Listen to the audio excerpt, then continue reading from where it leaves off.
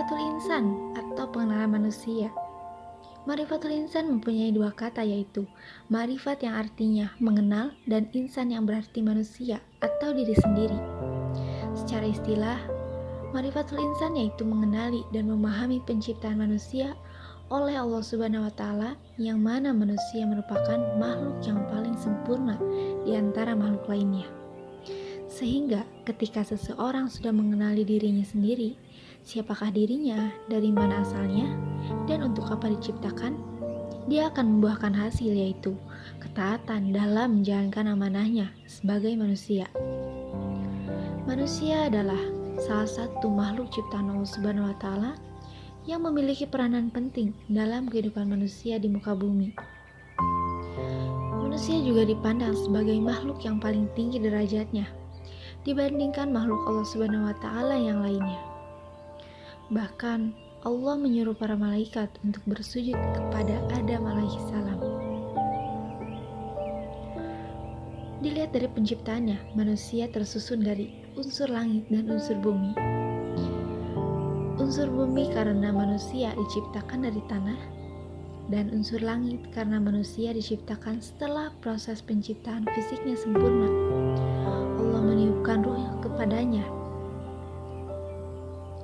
Adapun unsur manusia, yaitu 1. Hati, 2. Akal, 3. Jasad.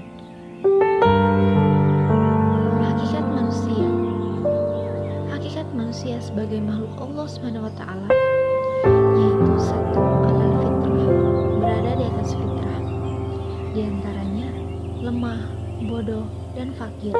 2. Dimuliakan. Manusia adalah makhluk Allah yang dimuliakan dengan ditiupkan ruh, memiliki keistimewaan, dan ditundukkan alam padanya. 3. Dibebani. Manusia juga dibebani oleh tanggung jawab, yaitu ibadah dan khilafah. 4. Bebas memilih, diberi pilihan oleh Allah Subhanahu wa Ta'ala apakah memilih al-iman atau al-kufru. 5. Balasan atau pertanggungjawaban, apakah akan berakibat surga atau neraka. Takotul insan atau potensi manusia. Menurut pandangan Islam, potensi manusia adalah suatu anugerah yang Allah berikan karena Allah menciptakan manusia dalam bentuk yang sangat sempurna dengan kemampuan.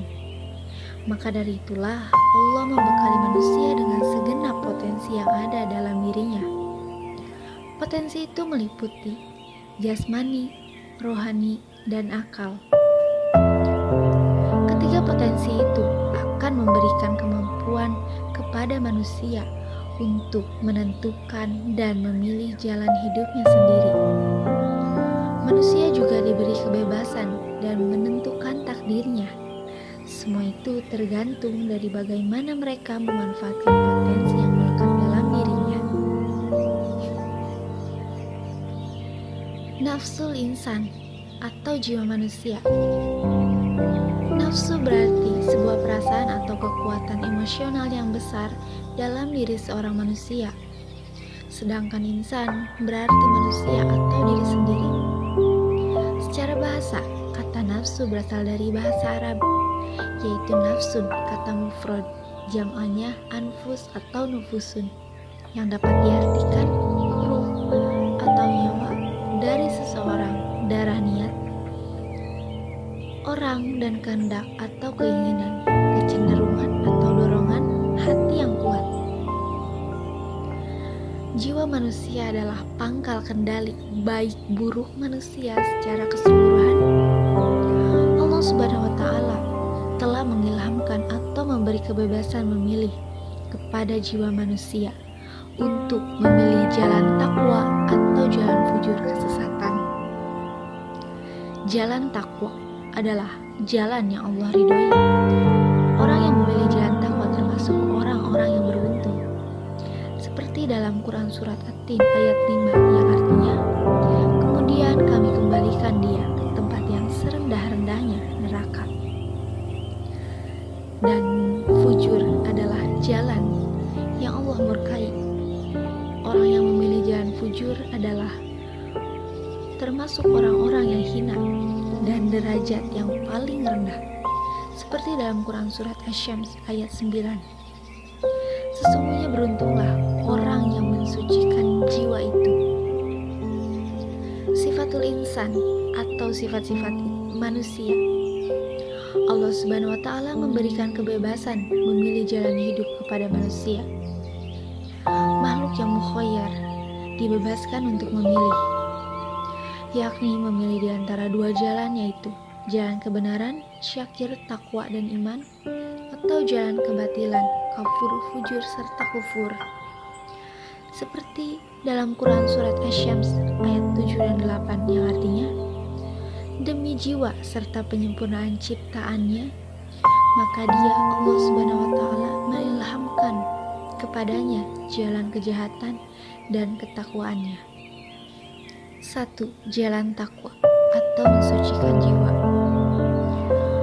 Menurut Ibnu Qayyim, hakikat takwa adalah mentaati Allah atas dasar iman dan ihtisab, baik terhadap perkara yang diperintahkan ataupun perkara yang dilarang. Oleh karena itu, seseorang melakukan perintah itu karena imannya, yang diperintahkannya disertai dengan pembenaran terhadap janji-janjinya. Dengan imannya itu pula ia meninggalkan yang dilarang Allah dan takut terhadap ancamannya. Bentuk-bentuk tazkiyah atau menyucikan diri yaitu pandai bersyukur, penyabar, amat belas kasihan, penyayang, santun dan bijaksana, selalu bertaubat, lemah lembut, sangat jujur, dan dapat dipercaya. Apabila tazkiyah ini berjalan dengan baik, maka pasti akan menjadi orang yang sukses. 2. Jalan fujur atau mengotori jiwa. Ibnu Qayyim al-Jauziyah menafsirkan, sungguh merugi orang yang menyembunyikannya, merendahkan dan menghinakan jiwanya dengan kemaksiatan kepada Allah. Hal ini termasuk ke dalam kelompok orang yang dikategorikan sebagai kelompok at-tadzkiyah. Bentuk-bentuk tadzkiyah atau mengotori jiwa yaitu tergesa-gesa, suka mengeluh, lalai, melampaui batas, kikir, ingkar, suka membantah, mengingkari atau melupakan kenikmatan. Hakikat ibadah. 1. Memahami hakikat ibadah kepada Allah. Ibadah berasal dari kata abadah yang artinya menghamba. Dari kata itu kita temukan kata abadun yang artinya budak atau hamba.